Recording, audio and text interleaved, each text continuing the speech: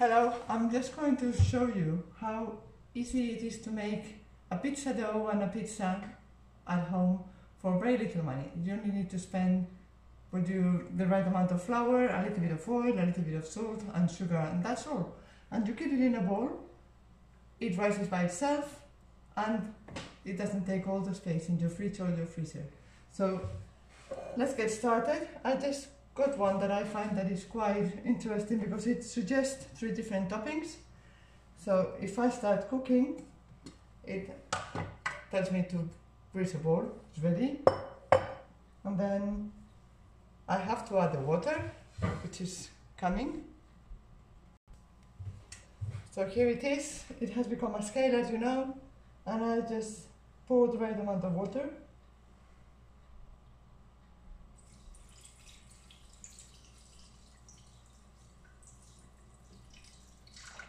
Right, 220.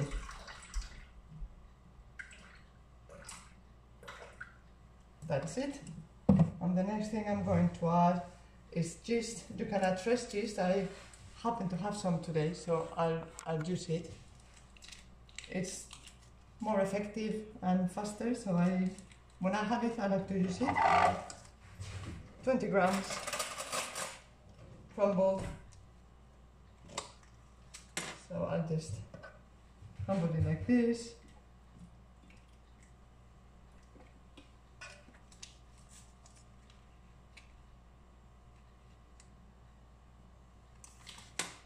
And the next thing I'm going to do is 1 teaspoon of sugar.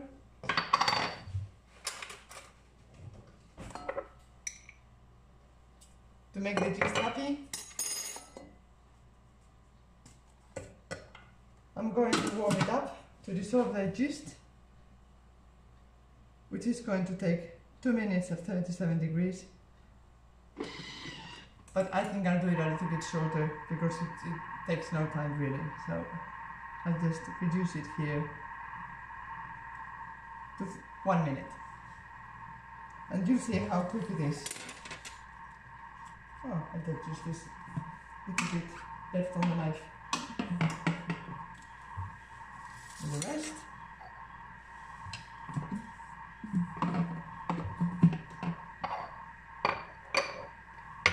I've got the rest of my ingredients here, because as soon as this is done, it's going to go everything one thing after another. So this is bread flour. The Italians tend to use one flour that is 0,0, but regular bread flour works very well. And olive oil and salt. So I'll go next. I'm going to add the flour. You see, because I was a little bit impatient, but this is, do you see the color of the water? That's what it looks like. And the rest of the yeast will mix while I'm kneading, so I'm not worried about that. 400 grams of bread flour.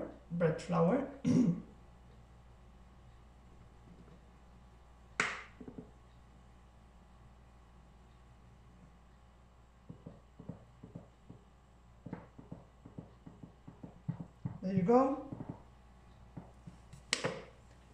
If you wanted to make more pizza, you could always add more flour, or as quick as it is, you could make 2 batches and you will have pizza for a crowd if you wanted. So the next thing is 30 grams of olive oil.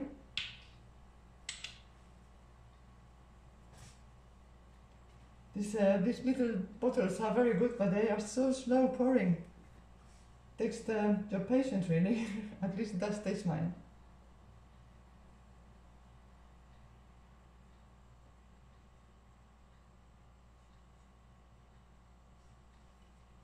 That's it.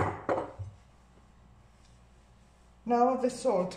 You will never put the salt on top of the yeast because it could kill it. So you always put it on top of the flour. So that's it. And now you insert, and you're going to knead for 2 minutes. So you see what it the sound it makes. Just kneading one way and then the other way. So the dough is ready. This is what it looks like, beautifully kneaded. And I just pick it up because it's quite sticky. Well, it sticks to itself, it's not sticky to my hands. Put it in the bowl.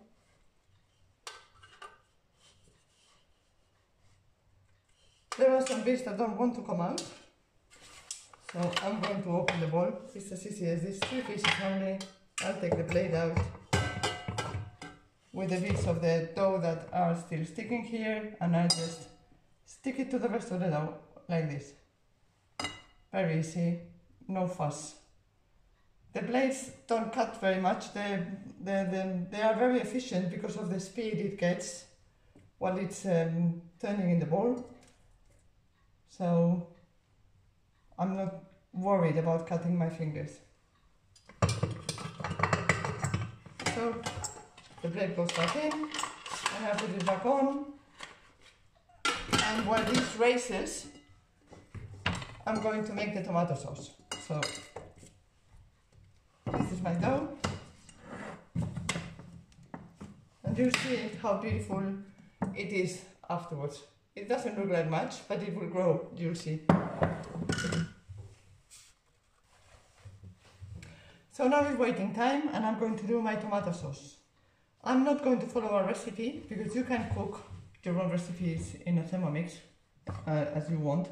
So I'm going to do the way we've always done it. So I'm going to add a piece of garlic, I'm going to add about half an onion in quarters, big pieces.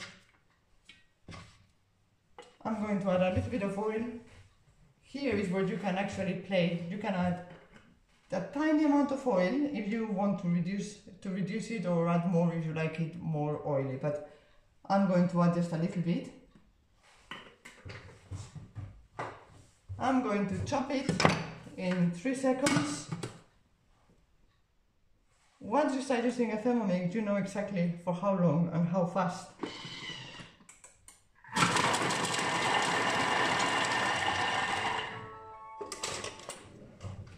That was at speed 5, and you'll see what it looks like. So it is chopped, but it's not reduced to nothing, so it will fry, it will soften well. I'll bring all the onion to the bottom, where the heating element is, so it cooks properly. And I'm going to soften them for 3 minutes. Now, 3 minutes at 120 degrees, a little bit more than boiling water, to make sure that they fry well. And in the meantime, I'll chop my tomatoes. Right, my onions are softened. They are nice and steaming, as you can see. And I'm going to add the tomatoes. When I meant I was going to chop them, I didn't really chop them. I just cut a T at the base to squeeze the liquid, and so the sauce will be a little bit thicker. And I'm just going to add them in, just like that, all at the same time. And I'm going to chop them in big pieces, which is the way I like them. I prefer them chunkier rather than very, very small in a pizza. So it's going to go to speed 4.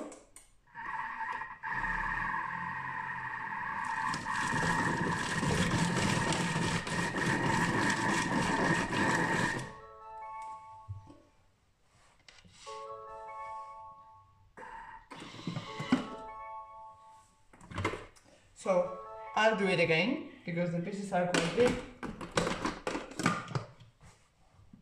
But all the chopping, it always takes seconds. So it's always better to go short and then do it again for a matter of 10 seconds. It's no big deal. Okay, that's it.